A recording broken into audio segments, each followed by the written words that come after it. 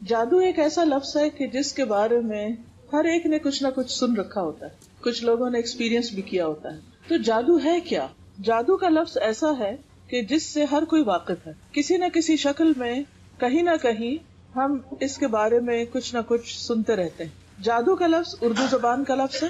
عربی میں اس کے لیے سحر کا لفظ استعمال ہوتا ہے. سحر، جس کا لغوی معنی، لفظی معنی کیا ہے؟ دھوکہ دینا، حیلہ کرنا، حقیقت سے پھیرنا، باطل کو حق کی صورت میں ظاہر کرنا، یا کوئی چیز کسی کے سامنے ایسی ملمہ سازی کر کے پیش کرنا کہ دیکھنے والے حیران اور ششدر ہو جائیں. یعنی کسی چیز کی اصل حقیقت کو چھپا دینا اور اس کے اوپر ایسی ملمہ سازی کرنا کہ وہ دوسرے کو کچھ سے کچھ نظر آئے. مختلف علماء کرام نے جادو کی مختلف تعریفیں کی ہیں، اس کو مختلف طریقے سے ڈیفائن کیا ہے، لیکن سب کی تعریف میں یا سب کی ڈیفینیشن میں ایک بات مشترک ہے، ایک کامن چیز ہے، اور وہ کیا ہے کہ جادو کے اسباب پوشیدہ ہوتے ہیں، چھپے ہوئے ہوتے ہیں، ظاہر نہیں ہوتے، نظر نہیں آتے، سامنے نہیں ہوتے، ہڈن ہوتے، ریزنز نہیں پتہ چلتی. جادو میں عام طور پر شیاطین، ارواح خبیثہ یا ستاروں سے مدد مانگی جاتی، دوسرے لفظوں میں غیر اللہ سے مدد مانگی جاتی. اسی لیے جادو شرک اور کفر کے درجے میں پہنچ جاتا ہے. جادو ایک نفسیاتی اثر ہوتا ہے، ایک سائیکولوجیکل انفلوئنس ہوتا ہے، اثر ہوتا ہے جو نفس سے گزر کر جسم کو بھی اسی طرح متاثر کر سکتا ہے جس طرح جسمانی اثرات جسم سے گزر کر نفس کو متاثر کرتے ہیں. مثلاً یہ پین ایک جسم رکھتا ہے، مادی چیز ہے، اگر اس مادی چیز کو جسم پر لگایا جائے تو کیا ہوتا ہے؟ جسم کو جو درد ہوتی ہے یہ صرف درد جسم تک نہیں ہوتی، اگر یہ درد شدید ہو تو آپ ایک ٹرامے سے گزرتے ہیں، آپ کی روح بھی اس سے متاثر ہوتی ہے، آپ کا نفس اس سے متاثر ہوتا ہے. اسی طرح بعض چیزیں جسم پر نہیں روح پر اثر انداز ہوتی ہیں، نفس پر اثر انداز ہوتی ہیں، انسانی جان پر اثر انداز ہوتی ہیں، جو پھر جسم کو بھی متاثر کر دیتی ہیں. اس لیے جادو سے صرف نفسیاتی بیماریاں نہیں بلکہ جسمانی بیماریاں بھی ہونے لگتی ہیں. مثلا خوف ایک نفسیاتی چیز ہے، لیکن خوف کا اثر جسم پر ہوتا ہے، رونقیں کھڑے ہو جاتے ہیں، دل دھڑکنے لگتا ہے، رنگ پیلا پڑ جاتا ہے، ہاتھ پاؤں بازو کے ٹھنڈے ہونے لگتے ہیں جب آپ کسی سے ڈرتے ہیں، کسی کے روب میں آتے ہیں. اسی طرح خوشی کے اثرات بھی ہوتے ہیں، جب ہم خوش ہوتے ہیں یا کوئی اچھی چیز دیکھتے ہیں تو اس سے بھی اوور ویلمڈ ہوتے ہیں، اس کے اثرات بھی ہمارے جسم پر ہوتے ہیں. تو جادو جب انسان پر ہوتا ہے تو اس کے جسم اور اس کے حواس اور اس کی روح اور اس کے نفس یعنی اس کی پوری شخصیت پر کسی نہ کسی طرح کے اثرات ہوتے ہیں. کبھی تھوڑے ہوتے ہیں، کبھی زیادہ ہوتے ہیں، لیکن بِإِذْنِ اللہ اثرات ہوتے ہیں. اگر اللہ تعالیٰ نہ چاہے تو کوئی چیز کسی کو نقصان نہیں دے سکتی، نہ اس کا کوئی اثر ہوتا ہے. مثلاً جب کوئی جسمانی بیماری بھی لگتی ہے تو اس کے وائرسز ہر طرح موجود ہوتے ہیں، مثلا فلو پھیلتا ہے یا طاعون پھیلتا ہے یا کوئی اور متعدی مرض پھیلتی، تو یہ تھوڑی ہوتا کہ ہر ایک کو لگ جائے. کس کو لگتی ہے؟ جس کو اللہ چاہتا ہے، اللہ کے اذن سے، اللہ کے حکم سے. ورنہ بعض لوگ مریضوں کے بیچ میں ہوتے ہیں اور انہیں کچھ بھی نہیں ہوتا. اسی طرح آپ دیکھیے کہ جیسے میگنیٹ ہوتا ہے، مقناطیس، اگر آپ اس کو سونے پر رکھیں اس سے کوئی فرق نہیں پڑے گا، اگر آپ اس کو چاندی پہ رکھیں کوئی فرق نہیں پڑے گا، لیکن اگر آپ اس کو لوہے پہ رکھیں تو لوہا مقناطیس کی طرف کھینچنے لگے گا. اسی طرح کچھ لوگوں پر جادو کے کلمات یا ان عملیات کا اثر ہوتا ہے اور کچھ پر نہیں ہوتا. اس کے کئی اسباب بیان کیے گئے ہیں کہ کب اثر ہوتا ہے کب نہیں ہوتا، لیکن اصل چیز یاد رکھیے کہ اللہ کا اذن ہوتا ہے. اگر اللہ تمہاری مدد کرے، اللہ حفاظت فرمائے، کوئی چیز نقصان نہیں دے سکتی. اور اگر اللہ تعالیٰ اپنے کسی خاص مصلحت کے تحت، اپنی مشیت کے تحت کسی کے لیے اذن دے تو پھر کوئی اس کو روک نہیں سکتا. تو اس لیے آج جو کچھ میں آپ کو بتاؤں گی کہ جادو میں کیا ہوتا ہے، کس کس قسم کے اثرات ہوتے ہیں، انسان کیا محسوس کرتا ہے، تو آپ نے وہم کا شکار نہیں ہونا کہ یہاں سے آپ اٹھے تو ہر ایک سوچے کہ ہاں یہ تو مجھے بھی ہوتا ہے اور میرے خیال ہے مجھ پر بھی کوئی جادو ہو چکا ہے. نہیں، ضروری نہیں کہ آپ کو جو کچھ ہوتا ہے وہ کسی جادو کی وجہ سے ہو، وہ کسی اور وجہ سے بھی ہو سکتا ہے. لیکن جادو کی کچھ علامات ہوتی ہیں اور اگر وہ علامات کسی کے اندر نظر آئیں تو اس کا علاج کرنا چاہیے، کیونکہ یہ بھی ایک مرض ہے دیگر امراض کی طرح. جیسے جسمانی امراض ہوتے ہیں ایسے روحانی امراض ہوتے ہیں، اور کچھ جسمانی اور روحانی دونوں ملے جلے ہوتے ہیں. اس لیے اس کے بارے میں جاننا اس لیے ضروری ہے کہ انسان ہوشیار رہے، حفاظتی تدابیر اختیار کرتا رہے، اللہ کی پناہ میں اپنے آپ کو دے، اللہ تعالیٰ سے اپنا تعلق مضبوط کرے اور اللہ کے راستے پر جمع رہے. تو انسان جب کسی شر سے آگاہ ہوتا ہے تو اس آگاہی کا مطلب اس شر کی طرف جانا نہیں ہے. وہ اس لیے نہیں ہم سیکھ رہے کہ نعوذ باللہ ہم بھی کسی ایسے کام میں مبتلا ہو جائیں، بلکہ اس لیے تاکہ ہم ایسی حرکات سے دور رہیں اور باز رہیں. جادو برحق ہے. برحق کا مطلب یہ نہیں کہ درست ہے، برحق یہ اس معنی میں نہیں. مطلب یہ ہے کہ جادو کا اثر ہوتا ہے اگر اللہ چاہے، لیکن یہ عقیدہ رکھنا درست نہیں کہ جادو میں کسی کو نقصان پہنچانے کی طاقت موجود ہے، کہ کوئی جادو کے بل پر کسی کو کوئی نقصان دے سکتا ہے.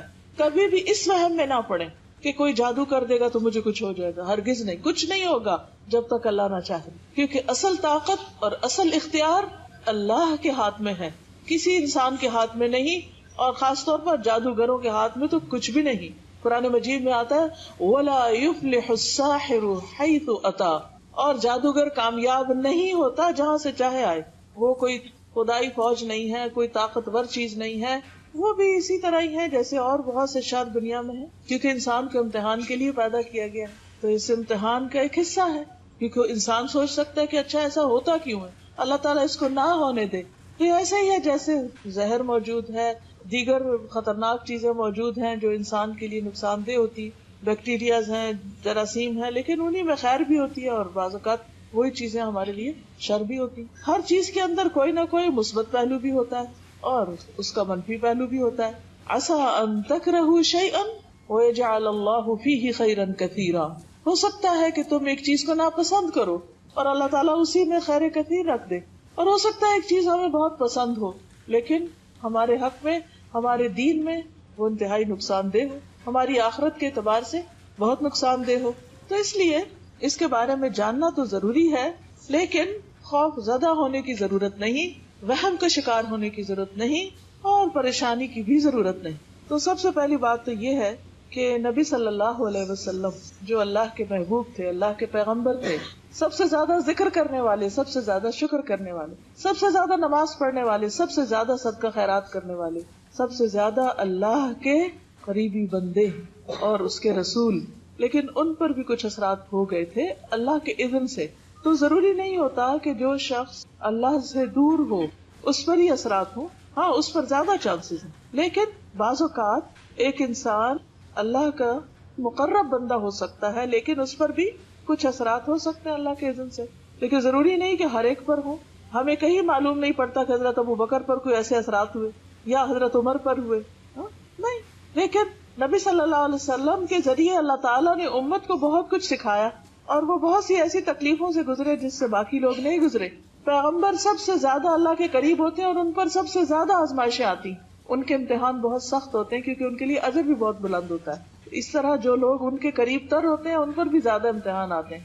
ایسے موقع پر انسان کو صبر کرنا چاہیے اور اللہ کی رضا پر راضی رہنا چاہیے، اللہ کے فیصلوں پر راضی رہنا چاہیے. تو حضرت عائشہ رضی اللہ تعالیٰ عنہا سے روایت ہے کہ نبی صلی اللہ علیہ وسلم پر جادو کیا گیا تھا. اس کا اثر یہ ہوتا تھا کہ آپ خیال فرماتے کہ آپ فلاں کام کر چکے ہیں حالانکہ آپ نے وہ کام نہیں کیا ہوتا، یعنی آپ نے کام نہیں کیا لیکن آپ کے ذہن میں آتا تھا کہ شاید میں نے کر لیا ہے وہ کام.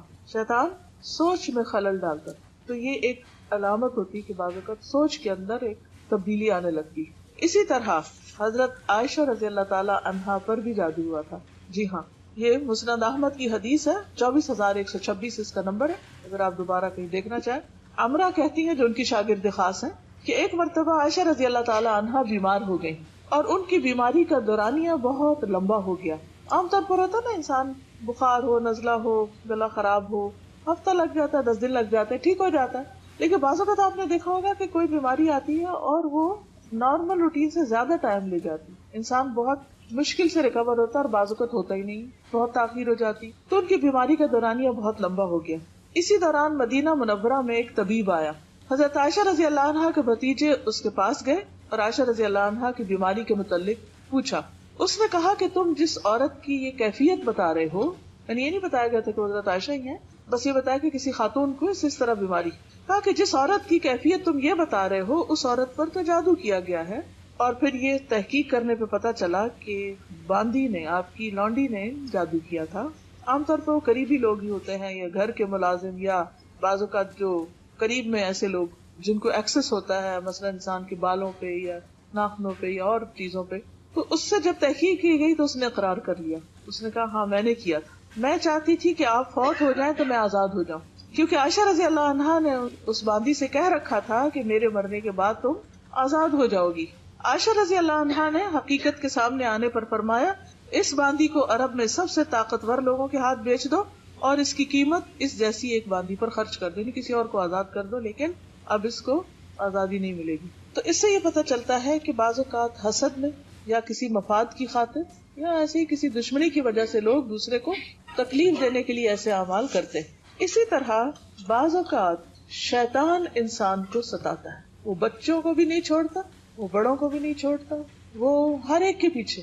اور بعض اوقات جب انسان اللہ کے راستے پہ آنے لگتا ہے تو ایک نہیں کئی شیطان پیچھے لگ جاتے ہیں، شیطانوں کے لشکر پیچھے لگ جاتے ہیں اور مختلف طرح سے ستاتے ہیں۔ سنن ابن ماجہ کی ایک حدیث ہے، عثمان بن ابی العاص کہتے ہیں، عثمان بن ابی العاص نے نبی صلی اللہ علیہ وسلم سے کہا، اے اللہ کے رسول صلی اللہ علیہ وسلم، مجھے نماز میں ایسی صورتحال پیش آتی کہ مجھے یاد نہیں رہتا کہ میں نماز میں کیا پڑھ رہا ہوں، بہت کنسنٹریشن کی کوشش کرتا ہوں لیکن خلل ہوتا رہتا ہے۔ اب ویسے ہر ایک کے ساتھ ہوتا ہے، لیکن جب یہ علامت شدید ہو جائے کہ کچھ بھی سمجھ نہ آئے، بالکل انسان بکھلایا رہے، یعنی ایک وہ ہوتی ہے نا جو ایک نارمل کیفیت ہوتی ہے، آپ کنسنٹریٹ کرتے ہیں آدھی رکعت میں کرتے ہیں اور ایک دم شیطان اچک کے لے جاتا ہے، پھر پلٹ آتے ہیں، پھر لیکن ایک یہ ہے کہ جیسے کہ بکھلا جاتا ہے انسان اور کچھ سمجھ نہیں آتی، تو ان کی کیفیت زیادہ تھی۔ آپ نے فرمایا یہ شیطان کا اثر، میرے قریب آؤ۔ میں آپ کے قریب ہوا اور پنجوں کے بل بیٹھ گیا، یعنی حکم۔ آپ نے میرے سینے پر ہاتھ مارا اور میرے منہ پہ تھتکارا، یعنی کچھ پڑھ کے یعنی جھاڑا ان کو، اور فرمایا اے اللہ کے دشمن نکل جا۔ آپ نے 3 بار ایسا کیا، پھر فرمایا اپنے کام پہ چلے جاؤ۔ عثمان فرماتے ہیں میری عمر گواہ ہے، یعنی اب تک جب تک میں زندہ ہوں، یعنی تھرو آؤٹ مائی لائف، کہنے کا ایک انداز ہے کہ اس کے بعد شیطان نے مجھے پریشان نہیں کیا، وہ نکل گیا۔ تو یہ اس طرح کے بھی بعض اوقات اثرات ہوتے ہیں، تو اس میں بس سمپل سا علاج ہے اور یہ علاج بہت آزمودہ ہے۔ بعض اوقات آپ دیکھیں گے کہ چھوٹے بچے بے وجہ رونا شروع کر دیتے ہیں اور روئے چلے جاتے ہیں، روئے چلے جاتے ہیں۔ آپ ان کو دنیا کی ہر وہ چیز دیتے ہیں جس سے وہ بہل جاتے ہیں، لیکن وہ نہیں بہلتے۔ اسی لیے حکم دیا گیا نا کہ مغرب کے بعد جب سورج ڈوب جائے تو بچوں کو باہر نہیں نکلنے دو۔ کیوں؟ خود ہمارا دین ہمیں بتاتا ہے کہ اس وقت شیاطین زمین پر پھیل جاتے ہیں، تو بچوں کو نہیں نکلنے دو، کیونکہ بچے چھوٹے ہوتے ہیں، کمزور ہوتے ہیں، اور جنات اور شیاطین کمزوروں پر زیادہ اثر کرتے ہیں، ان کے پیچھے ہو جاتے ہیں۔ اب کیا کرنا چاہیے؟ کرنا یہ چاہیے کہ آپ ماں کی حیثیت میں اپنے دل کو پہلے مضبوط کریں، آیت الکرسی پڑھ کے، اس کے بعد آپ وہی صورتیں جن کو معوذتین کہا جاتا ہے وہ پڑھ کے آپ تھتکاریں، یعنی پھونک مار دیں اور منہ سے بول کے کہیں چلے جاؤ یہاں سے، جو بھی ہو چلے جاؤ یہاں سے، پوری قوت، خود نہیں ڈرنا کہ آپ بھی ہوش ہوئے پڑے ہیں۔ اور انشاءاللہ آپ اس میں فائدہ دیکھیں گے۔ کسی بابے کے پاس جانے کی نہیں ضرورت، آپ اس کی اماں ہیں، آپ نے یہ دم کرنا ہے، کہیں اور نہیں جانا۔ بہرحال یہ یاد رہے کہ جادو جو ہے یہ کفر ہے۔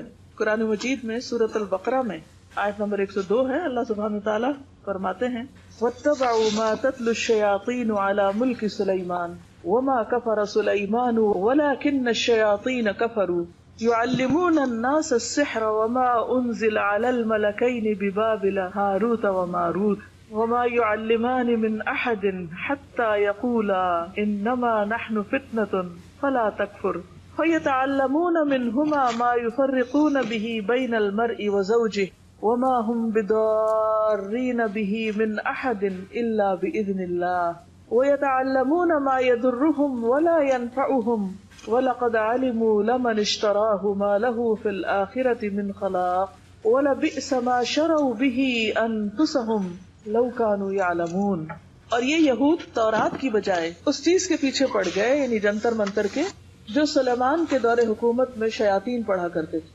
سلیمان علیہ السلام نے ایسا کفر کبھی نہیں کیا، بلکہ کفر تو وہ شیطان لوگ کرتے تھے جو لوگوں کو جادو سکھاتے تھے۔ نیز یہ یہود اس چیز کے بھی پیچھے پڑ گئے جو بابل میں، عراق کا ایک شہر ہے، ہاروت اور ماروت 2 فرشتوں پر اتاری گئی۔ یہ فرشتے کسی کو کچھ نہ سکھاتے تھے جب تک یہ نہ کہہ لیتے کہ ہم تو تمہارے لیے آزمائش ہیں، سو تم کافر نہ بنو، فلا تکفر، کفر نہ کرو۔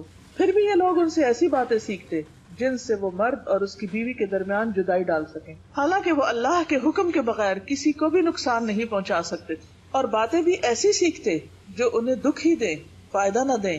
اور وہ یہ بات بھی خوب جانتے تھے کہ جو ایسی باتوں کا خریدار بنے گا اس کا آخرت میں کوئی حصہ نہیں، کتنی بری چیز تھی جسے انہوں نے اپنی جانوں کے عوض خریدا. کاش وہ اس بات کو جانتے ہوتے. تو اس آیت سے یہ پتہ چلتا ہے کہ جادو کا کھیل کھیلا جاتا ہے، شیاطین کی مدد سے ہوتا ہے.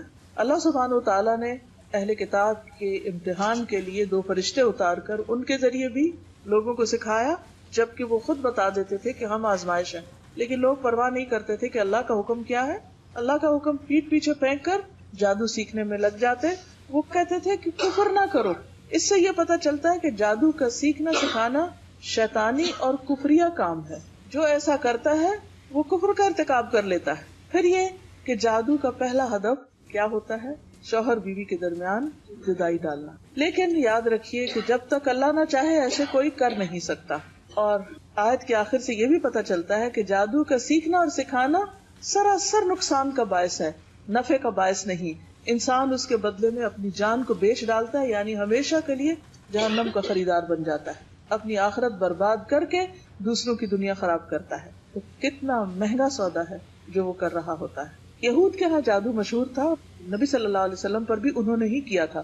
اللہ سبحانہ وتعالیٰ قرآن مجید میں فرماتے ہیں سورۃ النساء آیت 51 میں، أَلَمْ تَرَ إِلَى الَّذِينَ أُوتُوا نَصِيبًا مِنَ الْكِتَابِ يُؤْمِنُونَ بِالْجِبْتِ وَالطَّاغُوتِ. کیا تم نے ان لوگوں کی حالت پر بھی غور کیا جنہیں کتاب کا کچھ علم دیا گیا، وہ جادو اور شیطان پر ایمان رکھتے. یؤمنون بالجبت والطاغوت، کہ وہ ایسی خرافات کے پیچھے ایک طرف کتاب کا علم رکھتے ہیں اور دوسری طرف یہ خرافات کرتے ہیں. تو اس لیے آج کے دور میں مسلمانوں کے اندر بھی ان کے اتباع میں یہی عادت آ گئی کہ بہت سے دیندار حضرات جو کہ بہت نیکی کا کام بھی کرتے ہیں اور نماز روزہ بھی کرتے ہیں اور شرعی حلیہ بھی بنا رکھا ہوتا ہے، لیکن اس کے ساتھ ساتھ ایسے عملیات بھی کر رہے ہوتے ہیں. تو اس سے پرہیز کرنے کی ضرورت ہے، اس سے بچنے کی ضرورت ہے. کیوں؟ اس لیے کہ نبی صلی اللہ علیہ وسلم نے فرمایا جادو کرنے اور کروانے والے کا آپ سے کوئی تعلق نہیں. آپ نے اپنی امت سے اس کو خارج قرار دیا. فرمایا لیس منا من سحر او سحر له، سلسلۃ الاحادیث سے صحیح ہے. رسول اللہ صلی اللہ علیہ وسلم نے فرمایا جادو کرنے اور کروانے والا، کرنے یعنی خود جو عامل ہے، اور کروانے والا جس کے لیے عمل ہو رہا ہے. یعنی جو شخص گیا ہے کسی جادوگر کے پاس، اس کا ہم سے کوئی تعلق نہیں، وہ ہم میں سے نہیں. لیس منا یعنی امت مسلمہ کے شعار میں سے یہ بات نہیں. انتہائی نقصان دہ چیز ہے، یہ مسلمان کی پہچان نہیں. صحیح بخاری میں آتا ہے نبی صلی اللہ علیہ وسلم نے فرمایا اجتنبوا الموبقات، ہلاک کرنے والی چیزوں سے بچو. اور وہ کیا ہے؟ الشرک باللہ والسحر، وہ ہے اللہ کے ساتھ کسی کو شریک قرار دینا اور جادو کرنا. یہ 7 ان گناہوں میں سے ہیں جو انسان کو ہلاک کرنے والے، برباد کرنے والے ہیں. ایک اور حدیث سے پتہ چلتا ہے کہ جادو پر ایمان لانے والا جنت میں داخل نہ ہوگا. رسول اللہ صلی اللہ علیہ وسلم نے فرمایا عادی شرابی یعنی جو عادتاً شراب پیتا ہے، جادو پر ایمان رکھنے والا اور قطع رحمی کرنے والا جنت میں داخل نہ ہوگا. یعنی اس کو دیگر کبیرہ گناہوں کے ساتھ ملایا گیا. اور اس کی سزا کیا بتائی؟ نجالہ بن عبدہ کہتے ہیں حضرت عمر نے ہمیں لکھا کہ اقتلوا کل ساحر فقتلنا فی یوم 3 سواحر. سنن نبی داؤد کی روایت ہے کہ ہر جادوگر کو قتل کر دو. حضرت عمر کی یہ رائے ہے. تو وہ کہتے ہیں کہ ہم نے 3 جادوگروں کو قتل کیا، یعنی ایسے عاملوں کا. تو آپ دیکھیے کہ یہ کرتے کیا ہیں یہ عامل. عامل کی پہچان کیسے کی جائے؟ جادو کی سب سے بڑی علامت گرہ لگانا ہوتا. کسی دھاگے میں، تار میں جب کوئی گرہ لگا کے کچھ پڑے تو سمجھو یہ جادو کر رہا ہے. چاہے وہ گھر کے اندر ہو یا گلی میں بیٹھا ہو یا کسی کاروبار میں لگا ہوا ہو، چاہے کوئی کتنا بھی بڑا حافظ، عالم، معلم، مولوی صاحب، پیر صاحب کوئی بھی ہو، لیکن اگر وہ دھاگے میں گرہ لگا کے کچھ پڑھ رہے ہیں تو یہ جادو کا عمل کر رہے ہیں. یہ سب سے پہلی پہچان. کوئی شخص اگر آپ کا علاج اس طرح کرنا چاہے تو فوراً وہاں سے اٹھ جائیے اور وہ دھاگا کاٹ دیجیے. کوئی لا کے بھی آپ کو دے، قطعاً اس دھاگے کو استعمال نہیں کیجیے، کیونکہ یہی جادو کرنا ہے اور یہی کفریہ کام ہے. پھر اسی طرح بعض اوقات کچھ پڑھ کے پھونکتے ہیں، کچھ الفاظ ہوتے ہیں جن کو بولتے ہیں اور کئی دفعہ وہ سمجھ نہیں آتے، وہ عربی کے نہیں ہوتے، کوئی ایسے شیاطین کو پکار رہے ہوتے ہیں، جنوں کے نام وغیرہ ہوتے ہیں. بعض اوقات لکھتے ہیں، بعض اوقات پڑھ کر ہوا میں پھونکتے، بعض اوقات کسی کھانے میں کوئی چیز ملا دیتے، کسی کھانے پہ پڑھ دیتے اور اس مطلوبہ شخص جس پر جادو مقصود ہوتا ہے اس کو کھلا دیتے ہیں. تو اس سے کیا ہوتا ہے؟ اس شخص کے جسم، دل اور عقل پر وہ چیزیں اثر انداز ہونے لگتی ہیں اگر اللہ کا اذن ہو جائے.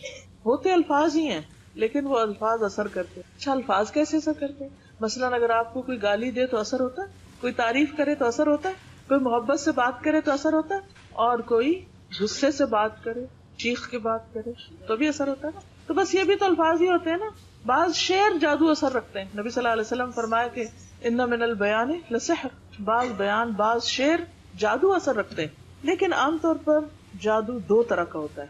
عام جادو جو تعویذوں کے ذریعے، یعنی کچھ لکھ کر وہ کاغذ میں بند کر کے کسی چیز میں اور پیک کر کے دے دیتے ہیں کہ گلے میں لٹکا لو، یا جا کے دبا دو کسی چیز کے نیچے یا رکھ دو، اور اس میں کوئی لکیریں وغیرہ ڈالی ہوتی ہیں، اوٹ پٹانگ نام، یا الٹا کچھ قرآن لکھا ہوتا ہے، یا یہ جنتر منتر کچھ پڑھتے ہیں، کیونکہ اور اقوام بھی کرتی ہیں. دنیا کی تقریباً ہر قوم کے اندر اس قسم کی خرافات موجود ہیں. یہ عام جادو. لیکن جس کو کالا جادو کہا جاتا ہے، اور جو مجھے ٹاپک دیا گیا کالا جادو کے نام سے، وہ کیا ہوتا ہے؟ کیونکہ مجھے بھی تجسس ہوا کہ why not only magic, black magic, تو فرق کیا ہے؟ تو کالا جادو وہ ہوتا ہے جس میں نجاست سے قرآنی آیات لکھی جاتی ہیں، حیض کے خون سے، پیشاب سے، اور اس قسم کی گندی چیزوں سے، یا ان آیات کو الٹا لکھا جاتا ہے اور دیگر حرام کام کیے جاتے ہیں.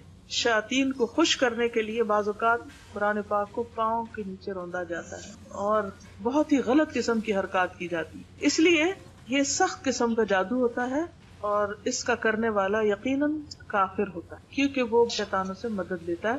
وہ کام کرتا ہے جس سے شیطان خوش ہو. بعض اوقات کسی انسان کا قتل تک کر دیا جاتا ہے، کیونکہ وہ کہتے ہیں کہ بچے کے گردے نکال کے لاؤ یا کسی کا دل نکال کے لاؤ، پھر اس دل کے اندر وہ چیز رکھتے ہیں اور اس کو بند کر کے دفن کرتے ہیں. اچھا، بعض اوقات وضو کے بغیر نماز پڑھتے ہیں جادوگر، اللہ کا نام لیے بغیر جانور ذبح کرتے ہیں. بعض اوقات اور بھی حرام کام کرتے ہیں جن کا ذکر کرنا بھی زبان خراب کرنے والی بات ہے، لیکن آپ کو سمجھ تو آ گئی.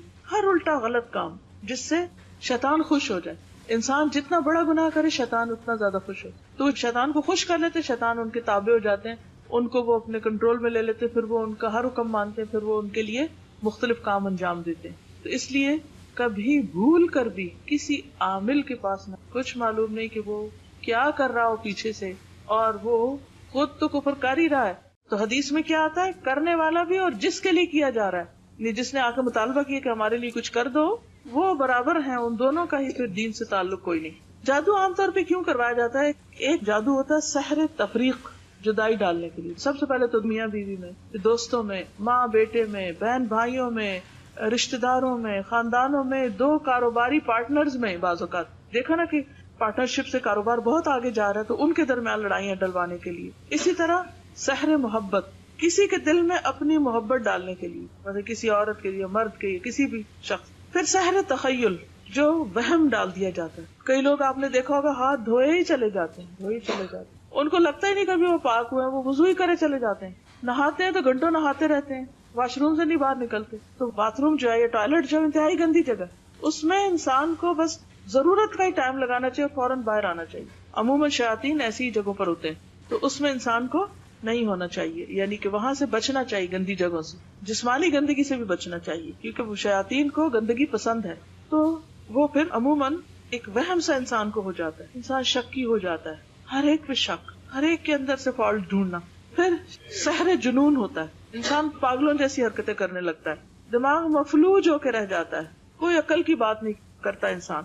اسی طرح سحر خمول، سستی میں مبتلا کرنے والا، ہر وقت ایک لتھارجی، کاہلی، نماز کو دل نہیں کرتا، قرآن پڑھنا ایک مصیبت لگتا ہے، اور کوئی بھی نیکی کا کام بہت ہی مشکل. بعض اوقات لوگ کہتے ہیں نا کہ ہم سے تو لفظ نہیں منہ سے نکلتا، پڑھا ہی نہیں جاتا، کیا کریں. کبھی کہا نا ان کو بھائی اگر ایسی کیفیت ہے تو اللہ کی پناہ میں آؤ، کہتے کیا کریں، منہ سے نہیں نکلتا، دل ہی نہیں چاہتا. پھر سحر حواتف، چیخو پکار میں مبتلا کرنے والا، کہ جس پہ وہ ہوتا ہے وہ چیختا ہے، چلاتا ہے، چھوٹی چھوٹی بات پہ حد سے زیادہ غصے میں آ جاتا ہے، توڑ پھوڑ اور ایک مجنون کسی کیفیت ہو جاتی. بعض اوقات سحر امراض جیسے مرگی کی کیفیت یا مختلف اور بیماریاں کی شکل میں. پھر سحر استحاضہ کی بیماری، جیسے حدیث میں بھی آتا ہے نا کہ یہ تو شیطان کی ایک دھوکہ ہے، تاکہ انسان کبھی یہ سوچے میں پاک ہی نہیں ہوں تو میری کیا نماز میں خشوع و خضوع ہی نہیں. تو نماز میں خشوع و خضوع تو انسان کی کامیابی کی علامت ہے، اور اگر اس میں خلل آتا ہے تو یہ شیطان کا وار ہوتا ہے. تو دشمنی یا حسد ہوتا ہے بعض اوقات کہ کسی کے ساتھ بنتی نہیں، اور بعض اوقات رشتوں میں خلل ڈالنے کے لیے. اب یہ ہوتا ہے کہ جب ایسے کوئی اثرات انسان پر ہوتے ہیں تو اس کی جو ایک نارمل عادت ہوتی ہے، بہت ہمبل ہے، بااخلاق ہے اور محبت کرنے والا ہے، مثلا شوہر ہے یا باپ ہے، تو وہ الٹی الٹی حرکتیں کرنے لگتا ہے، بچوں پہ غصہ کرنے لگتا ہے، اریٹیٹڈ، چڑچڑاپن، اور عبادات سے دلچسپی نہیں. بعضوں کا جسم کے کسی خاص حصے میں درد شروع ہو جاتا ہے بلا وجہ. سارے ٹیسٹ کرائے جاتے ہیں, میڈیکلی کوئی ریزن نظر نہیں آتی, سمجھ ہی نہیں آتی.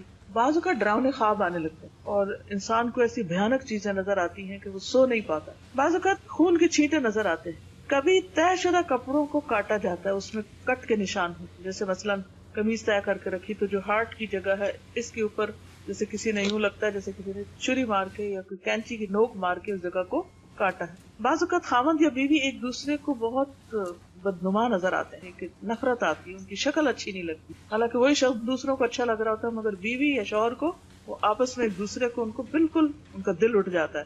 حتیٰ کہ جو ان کا جسمانی تعلق ہوتا ہے اس میں سخت مشکل پیش آتی. بعض اوقات اولاد کی بندش کے لیے کیا جاتا ہے, بعض اوقات جسمانی تعلق کی بندش کے لیے. تو یہ ساری چیزیں علامات ہوتی ہیں جو نظر آنے لگتی ہیں. لیکن بعض اوقات بیماریاں بھی ہوتی ہیں, ویسے اثرات نہیں بھی ہو سکتے, لیکن اگر پہلے انسان نارمل ہو اور یک یہ تبدیلیاں آ جائیں تو پھر انسان ایسی چیزوں کا علاج کرے.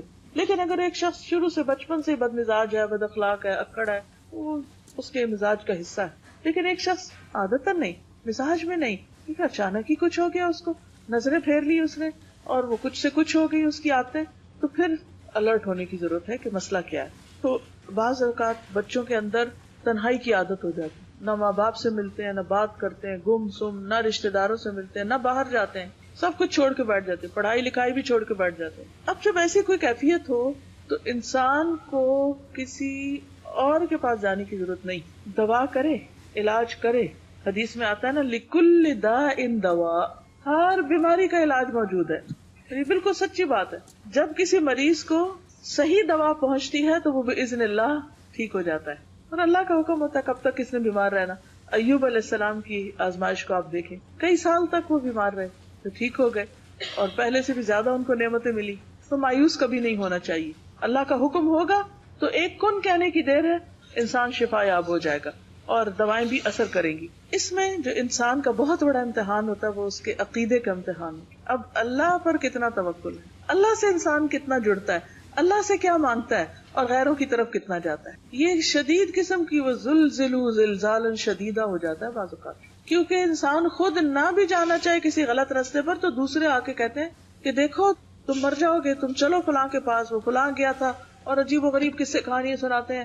اس کے پاس علاج کرایا تو وہ ٹھیک ہو گیا, اور اس کے پاس گیا تو وہاں سے شفا ہو گئی. ٹھیک ہے, بعض اوقات انسان کو خود نہیں پتا ہوتا تو کسی سے مشورہ کیا جا سکتا ہے, لیکن یاد رکھیے کہ اگر کوئی ایسا عامل ہے کہ جو گرہ لگا رہا ہو, بھوکے مار رہا ہو, یا بعض لوگ تالے کو لاک کر دیتے ہیں پڑھ کے, بعض اور خرافات کرتے ہیں, تو اس قسم کی چیزیں جو ہیں اس سے بچنے کی ضرورت. پھر اسی طرح یہ ہے کہ نجاست اس کا ایک بڑا سبب ہوتی ہے کہ انسان استنجا ٹھیک نہیں کرتا, یا انڈر آرمز اور انڈر لیگز بال نہیں صاف کرتا, اور وہ گندگی کا مجموعہ بن جاتے ہیں. بعض لوگوں کے پسینے میں بڑی بو ہوتی ہے, منہ سے بو آتی ہے, اور اس کا کوئی علاج نہیں کرتے.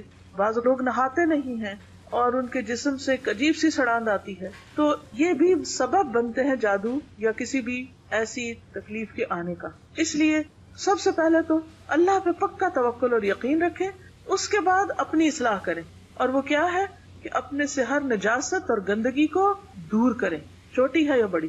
کیونکہ سستی, کاہلی, لاپرواہی, اپنے کپڑوں کو صحیح طرح صاف نہ کرنا, جسم کو صاف نہ کرنا, دانتوں کو صاف نہ کرنا, تو یہ ساری چیزیں پھر دعوت دیتی ہیں بہت سی خرابیوں کو. تو کرنا پھر کیا ہے؟ سب سے پہلے تو اللہ کو پکارنا ہے, پھر طہارت کا انتظام کرنا ہے, عبادات کی پابندی کرنا ہے. مثلا جو شخص صبح کی نماز پڑھتا ہے وہ اللہ کی حفاظت میں آ جاتا ہے. صبح شام کے اذکار کی پابندی کرنا ہے. ایاک نستعین ایک کتاب ہے, اس کے اندر ساری دعاؤں کو اسی وجہ سے جمع کر لیا گیا تھا. کثرت سے اللہ کا ذکر کرنا, استغفار کرنا کہ ما اصابکم من مصیبت فبما کسبت ایدیکم ویعفو عن کثیر, جو مصیبت تم کو آئی تمہارے اپنے ہاتھوں کی کمائی کا نتیجہ ہے, اور اللہ تعالیٰ تو بہت سے قصوروں کو معاف بھی کر دیتا ہے. پھر یہ ہے کہ عبادات میں دوام ہونا چاہیے. ایک اور چیز جس کے ذریعے شیاطین آتے ہیں وہ تصاویر وغیرہ ہیں, اور رحمت کے فرشتے وہاں سے چلے جاتے ہیں اور شیطان آتے ہیں, تو گھروں میں جو تصویریں لٹکائی جاتی ہیں ان کو اٹھانا لازم ہے. اسی طرح گھر کے اندر کتا نہیں رکھنا چاہیے. باہر ہو تو حفاظت کے لیے وہ اور بات ہے, لیکن گھر کے اندر نہ ہو کتا. اور ویسے بھی کتا رکھنے سے ایک کی رات برابر اس کے اجر ضائع ہوتے رہتے ہیں. کرنا کیا نہیں, عامل کے پاس نہیں جانا, کیونکہ جادو کا علاج جادو سے نہیں کروانا, یہ جادو کا توڑ جادو سے نہیں. اچھا وہ کون ہوتے ہیں جو جادو سے توڑ کرتے ہیں؟ جو معالج مریض سے اس کی ماں کا نام پوچھے وہ نہیں ٹھیک، اس سے نہیں علاج کرانا. یا مریض کا استعمال شدہ کپڑا منگوائے، ٹھیک نہیں. کوئی جانور مانگے، اتنا گوشت لاؤ یا بکرا دو اور اس کا خون ملے، یا اس سے کوئی عمل کرے اور اسے غیر آباد جگہ پہ پھینکوائے کہ چھت پہ ڈالو بوٹیاں، کہ جنات وغیرہ کو وہ کھلواتے ہیں. ایسا منتر پڑھے جو سمجھ نہیں آتا، اس سے بھی بچنا. پتہ چلے کیا پڑھ رہے ہیں، قرآن کی آیات پڑھ رہے ہیں ٹھیک ہے، لیکن اگر کوئی اور زبان سے بول رہے ہیں جو ہمیں سمجھ نہیں آ رہی کیا کہہ رہے ہیں تو یہ اٹھ جائے وہاں سے. مریض کو ایسا تعویذ دے جس میں مربع کی شکل کے ڈبے بنے ہونی، چکور وہ نہیں ہوتے مربع اسکوائر، اور ان ڈبوں میں چند حروف یا نمبر ازارہ لکھے ہوں. یا تعویذ لٹکانے کے لیے دے، لٹکانے والی چیز نہ لے. یا پکی ہوئی مٹی کی پلیٹ میں چند حرف لکھ کر دے اور اس برتن کا پانی پینے کو کہے. یا مریض کو حکم دے کہ لوگوں سے الگ تھلگ ہو کے ایک مقرر وقت کے لیے کسی کمرے میں چلا جائے جہاں سورج کی روشنی نہ آتی ہو، بالکل اندھیرے میں جا کے بیٹھو اور یہ کرو کوئی خاص عمل، وہ بھی نہیں کرنا. پھر اسی طرح کبھی وہ مریض کو کہے کہ اتنے دن پانی کو نہیں ہاتھ لگانا، کیونکہ طہارت ہوتی ہے نا پانی، گندا رہے مریض تاکہ اور اثر ہو. یا مریض کو کچھ چیزیں دفن کرنے کے لیے دے کہ جا کے یہ چیز زمین کے اندر جا کے دبا دو، دفن کر دو، لکھی ہوئی ہے کچھ. مریض کو مختلف چیزوں کی دھونی دے، وہ ہوتا نا کچھ جلا کے اور پھر وہ اس کے ارد گرد کوئی دھواں چھوڑتے ہیں اور اس طرح کے کام کرتے ہیں. نبی صلی اللہ علیہ وسلم نے ایسا کوئی کام نہیں کیا تھا. کرے کیا؟ دو چیزیں ہیں، شرعی دم اور طب نبوی. اور اگر جسمانی تکلیف ہے تو اس کا دوائی وغیرہ علاج. سب سے پہلے جادو کا جو اثر ہے اسے جادو نکال کے زائل کیا جائے. جیسے نبی صلی اللہ علیہ وسلم نے کیا کیا تھا، حکم دیا تھا نا کہ اس کنویں میں جہاں وہ دبایا گیا تھا آپ کے بالوں کے اندر جو بھی کچھ یعنی اس پہ جو بھی گرا لگا کے، تو وہ ایک بے رضوان کنواں تھا، اس کے پتھر کے نیچے رکھا گیا تھا، تو اس کو آپ نے نکلوایا تھا. تو جب پتہ چل جائے، کیونکہ اللہ تعالیٰ سے دعا کرنی چاہیے کہ اللہ میرے سامنے لیا کس نے کیا، مجھے دکھا دے، مجھے بتا دے. اللہ تعالیٰ بتائے گا آپ، اور پھر آپ اس کو نکالیں. تو کسی بھی خاص ذریعے سے جب پتہ چلے تو اس کو نکالا جائے. عبداللہ بن باز کہتے ہیں حتی الامکان جادو کی جگہ کا پتہ چلانے کی کوشش کی جائے، خواہ زمین میں ہو یا پہاڑ یا کسی اور جگہ. جب اس کا علم ہو جائے تو اسے نکال کر تلف کر دیا جائے. اس طرح جادو باطل ہو جائے گا، ختم ہو جائے گا. اگر یہ پتہ نہ ہو کہ چیز کہاں ہے تو اللہ تعالیٰ سے گریہ وزاری کر کے دعا کی جائے کہ اللہ تعالیٰ اس کو نکال دے. قرآن پاک کے ذریعے علاج. قرآن مجید میں آتا ہے وَنُنَزِّلُ مِنَ الْقُرْآنِ مَا هُوَ شِفَاءٌ وَرَحْمَةٌ لِّلْمُؤْمِنِينَ، اور ہم قرآن کے ذریعے سے وہ چیز نازل کرتے ہیں جو مومنوں کے لیے شفا اور رحمت ہے. اس لیے قرآن مجید کی آیات پڑھ کر مریض کا علاج کیا جا سکتا ہے. ایک حدیث میں آتا ہے رسول اللہ صلی اللہ علیہ وسلم ایک مرتبہ گھر تشریف لائے تو دیکھا کہ عائشہ ایک عورت کو دم کر رہی. آپ نے فرمایا کتاب اللہ کے ساتھ اس کا علاج کرو. یہ صحیح ابن حبان کی روایت ہے. تو قرآن مجید کی کثرت سے تلاوت خود بھی کرنی چاہیے. اگر بیمار بہت ہی لاچار ہو تو کوئی اور پڑھ کر اس کو سنا سکتا ہے، خاص طور پر سورۃ الفاتحہ. خارجہ بن سل تمیمی اپنے چچا سے نقل کرتے ہیں کہ ایک مرتبہ وہ رسول اللہ صلی اللہ علیہ وسلم کی خدمت میں حاضر ہوئے. جب واپس جانے لگے تو ایک قوم کے پاس سے ان کا گزر ہوا جن کے ہاں ایک مجنون آدمی تھا جسے انہوں نے لوہوں کی زنجیروں میں باندھا ہوا تھا. اور ان کے گھر والے کہنے لگے ہمیں معلوم ہوا ہے کہ تمہارا یہ ساتھی خیر لے کر آیا ہے، کیا اس کے پاس کوئی ایسی چیز ہے جس سے یہ اس کا علاج کر سکے؟ وہ کہتے ہیں کہ میں نے سورۃ فاتحہ پڑھ کر دم کیا تو وہ ٹھیک ہو گیا. اصل بات ہے یقین کی، کیونکہ سورۃ الفاتحہ میں آتا ہے ایاک نعبد و ایاک نستعین. تو اس وقت انسان نیت کر لے کہ اللہ تو ہی ہماری مدد کر اور اس بلا کو دفع کر، اہدنا الصراط المستقیم، اور ہمیں سیدھا راستہ دکھا کہ ہمیں کرنا کیا چاہیے، کس طرح ہم اس مصیبت پر قابو پائیں. اسی طرح سورۃ البقرہ کی آخری آیات ہیں اور قرآن مجید کے کچھ اذکار ہیں جن کو پڑھا جا سکتا ہے. قرآن پاک کی آیات کے علاوہ مسنون اذکار ہیں جن کا پڑھنا انسان کو فائدہ دیتا ہے. رسول اللہ صلی اللہ علیہ وسلم نے فرمایا جو کسی منزل پہ پڑاؤ ڈالے یعنی کسی جگہ پر جائے تو یہ دعا پڑھ لے تو اس جگہ سے کوچ کرنے تک کوئی چیز اسے نقصان نہیں دے گی. اور وہ کیا ہے؟ اعوذ بکلمات اللہ التامات من شر ما خلق. کسی شہر میں جائیں، کسی کے گھر میں جائیں، کسی بھی جگہ پر، کسی پارک میں جائیں، کسی تفریح پہ جائیں، کہیں جائیں، جاتے ہی جہاں اترے، گاڑی سے اترے پہلے ہی پڑھ لیں تو انشاءاللہ واپس آنے تک کوئی چیز اثر نہیں کرے گی. بچوں کو بھی سکھائیں. ایک اور روایت میں ہے اعوذ بکلمات اللہ التامات اللاتی لا یجاوزہن بر ولا فاجر من شر ما ينزل من السماء وما يعرج فيها ومن شر فتن اللیل والنہار ومن كل طارق الا طارق يترك بخیر یا رحمان. میں اللہ تعالیٰ کے ان تمام کلمات کے ساتھ پناہ چاہتا ہوں جن سے آگے نہ تو کوئی نیک اور نہ کوئی برا شخص بڑھ سکتا ہے، ہر اس چیز کے شر سے جو آسمان سے اترتی ہے اور جو اس میں چڑھتی ہے، اور رات اور دن کے فتنوں کے شر سے، اور ہر حادثے کے شر سے سوائے اس حادثے کے جو خیر کا باعث ہو، اے رحم فرمانے والے۔ تو یہ دعا بھی بہت فائدہ مند ہے، اس کو روزانہ صبح شام پڑھنے کی عادت ڈال لیں۔ پھر اسی طرح رسول اللہ صلی اللہ علیہ وسلم پر جب جادو کیا گیا تو حضرت جبریل علیہ السلام نے یہ دعا پڑھ کر آپ کو دم کیا تھا، بسم اللہ ارقیک من کل شیء یؤذیک من شر کل نفس او عین حاسد اللہ یشفی بسم اللہ ارقیک۔ یہ صحیح مسلم کی روایت ہے۔ میں اللہ کے نام سے آپ کو جھاڑتا ہوں یا دم کرتا ہوں ہر اس چیز سے جو آپ کو اذیت دے، اور ہر نفس اور حاسد کی نظر کی شر سے اللہ آپ کو شفا دے۔ میں اللہ کے نام سے آپ کو دم کرتا ہوں۔ یا آپ اپنے بچوں پر بھی پڑھ کے دم کر سکتے، کسی بھی بیمار پر۔ مشاری راشد کا رقیہ ہے، جو یہ آئی فونز وغیرہ ہیں، آپ اس کے اوپر ڈاؤن لوڈ کر سکتے ہیں، اس میں یہ دعائیں انہوں نے پڑھی ہوئی بھی ہیں۔ اسی طرح الہدا کی ویب سائٹ جو ہے، یا فرحتہاشمی.com پہ ایک ویب سائٹ ہے، وہ دعا کے نام سے، اس میں آپ کو یہ دعائیں ملیں گی۔ انشاءاللہ ہم لنک فرنٹ پیج پہ بھی ڈال دیں گے تاکہ آپ ڈاؤن لوڈ کر لیں۔ ایاک نستعین کتاب انشاءاللہ اویلیبل بھی ہوگی، چھپی ہوئی موجود ہے، اور اس کے علاوہ آپ اس کو PDF کی شکل میں پرنٹ آؤٹ بھی نکال سکتے ہیں۔ اسی طرح ایک اور دعا، بسم اللہ یبریک ومن کل داء یشفیک ومن شر حاسد اذا حسد وشر کل ذی عین۔ عثمان بن عفان سے روایت ہے کہ میں نے رسول اللہ صلی اللہ علیہ وسلم کو یہ فرماتے ہوئے سنا، جس نے 3 دفعہ صبح بسم اللہ الذی لا یضر مع اسمہ شیء فی الارض ولا فی السماء وهو السمیع العلیم پڑھی تو شام تک اس کو کوئی ناگہانی مصیبت نہیں پہنچے گی۔ پھر روزمرہ کی دعاؤں میں خاص طور پر جب بیت الخلاء میں آپ جائیں، واش روم میں جاتے ہوئے، اللہم انی اعوذ بک من الخبث والخبائث، اے اللہ بے شک میں ناپاک جنوں اور جننیوں کے شر سے تیری پناہ چاہتا ہوں۔ پھر اسی طرح شوہر بیوی جب ایک دوسرے کے ساتھ جسمانی تعلق قائم کرے تو اس وقت خاص طور پر دعا پڑھنی چاہیے، بسم اللہ اللہم جنبنا الشیطان وجنب الشیطان ما رزقتنا۔ تو یہ دعا پڑھنے والے کو جو اولاد ملے گی، شیطان اسے نقصان نہیں دے سکے گا۔ اسی طرح طبی علاج میں طب نبوی سے جو علاج ہے اس میں عجوا کھجور کھانا۔ نبی صلی اللہ علیہ وسلم نے فرمایا، جو صبح کے وقت 7 عجوا کھجوریں کھائے گا اس روز وہ جادو اور زہر سے بچا رہے گا۔ پھر اسی طرح لا الہ الا اللہ وحدہ لا شریک لہ لہ الملک ولہ الحمد وہو علی کل شیء قدیر، یہ اگر کوئی صبح اور شام کو 100 دفعہ پڑھ لے تو وہ اس دن شیطان کے شر سے محفوظ رہے گا، کوئی جادو جن کوئی چیز اس پہ اثر انداز نہیں ہو سکتی، اور قیامت کے دن بھی کوئی اس سے بہتر عمل لے کر نہیں آئے گا مگر جو دعا پڑھے۔ مسجد میں داخل ہوتے وقت اعوذ باللہ العظیم وبوجہہ الکریم وسلطانہ القدیم من الشیطان الرجیم، انسان جب یہ کہہ لیتا ہے تو ابلیس کہتا ہے کہ آج سارے دن کے لیے یہ مجھ سے محفوظ ہو گیا۔ اگر آپ مسجد نہیں بھی آتے تو صبح کے وقت آپ یہ کلمہ پڑھ لیں۔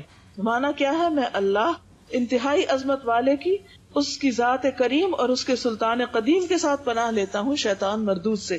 آیت الکرسی پڑھنا، صبح شام جو آیت الکرسی پڑھے وہ جنات کے اثر سے محفوظ رہتا ہے۔ سورۃ البقرہ پڑھنا، نبی صلی اللہ علیہ وسلم نے فرمایا سورۃ البقرہ پڑھا کرو کیونکہ اس کا پڑھنا باعث برکت اور اسے چھوڑنا باعث حسرت ہے، اور اس کے پڑھنے والے پر جادوگر قدرت نہیں پا سکتے، یعنی کسی عامل کا عمل کوئی اثر نہیں کرے گا۔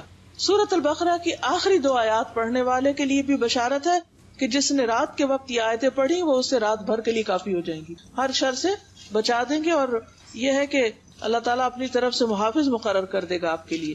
معوذتین سوتے وقت قل هو اللہ، قل اعوذ برب الفلق، قل اعوذ برب الناس اپنے ہاتھوں پہ پڑھ کے، اور پورے جسم پر اوپر سے لے کے جہاں جہاں تک ہاتھ پہنچے اسے پھیر لیا جائے تو کوئی چیز جسم پر اثر انداز نہیں ہوتی۔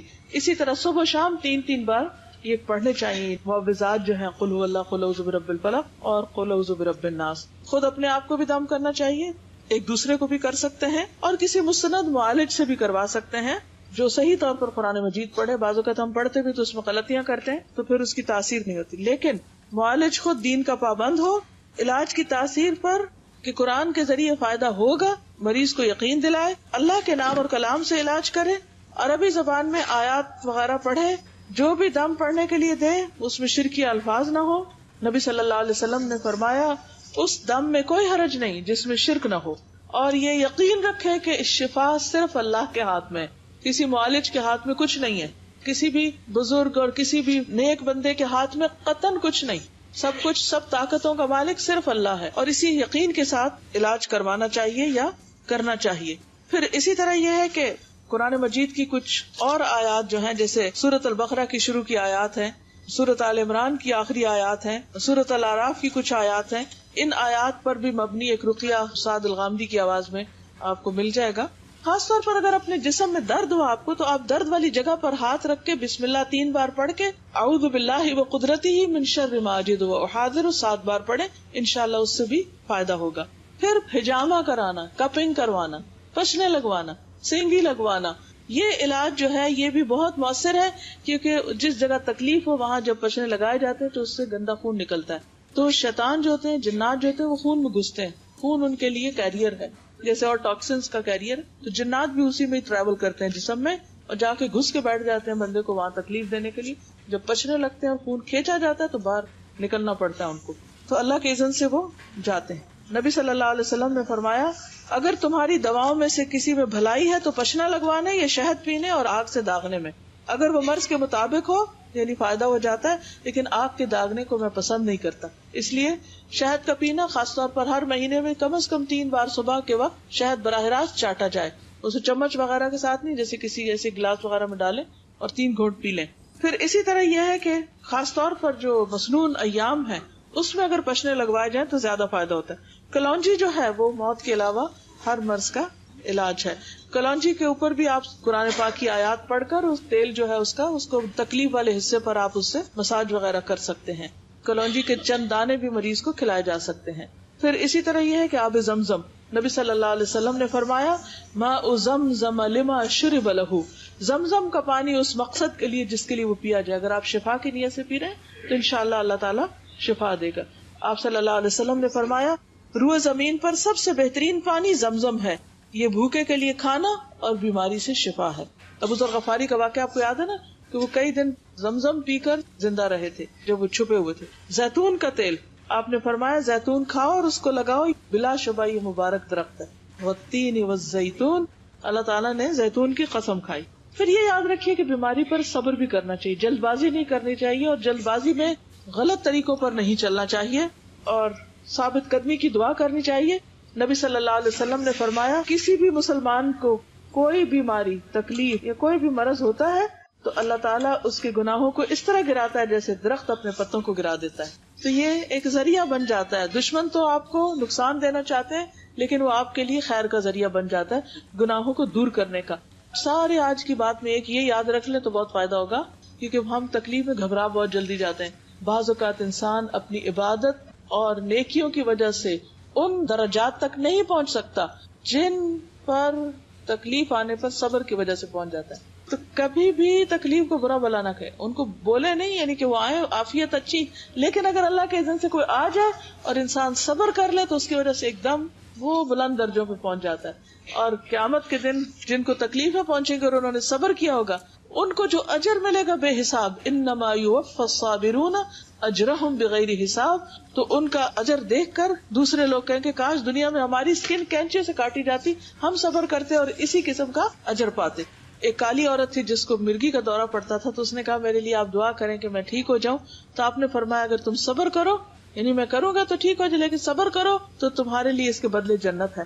تو اس نے کہا کہ میں صبر کروں گی، بس آپ یہ دعا میرے لیے ضرور کر دیں کہ اللہ تعالیٰ میرا سطر ڈھانپے رکھے، یعنی کہ میرا سطر نہ کھلا کرے.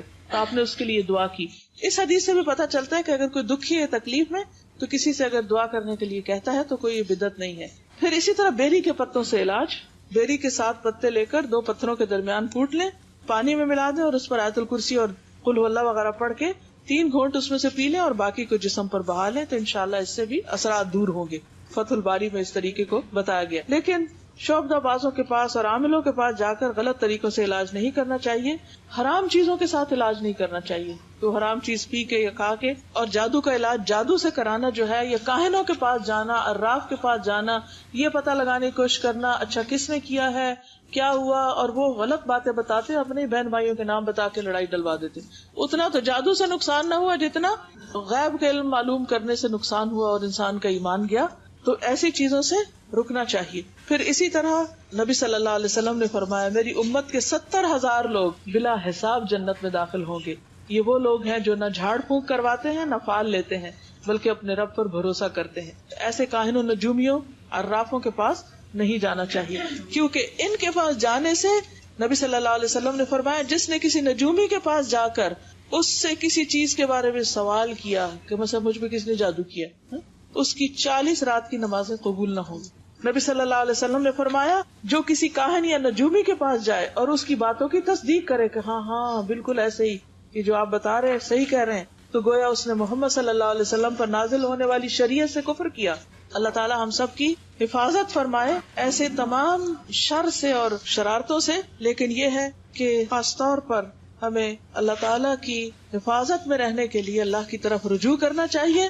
آپ ان اذکار کی صبح شام خود بھی پابندی کیجیے اور دوسروں کو بھی پڑھنے کے لیے کہیے. اللہ تعالی ہم سب کو ہر طرح کی ناگہانی مصیبتوں، پریشانیوں اور ہر طرح کے خوف سے نجات عطا فرمائے. آپ سب کے لیے دعائیں اور نیک تمنائیں. السلام علیکم ورحمۃ اللہ وبرکاتہ.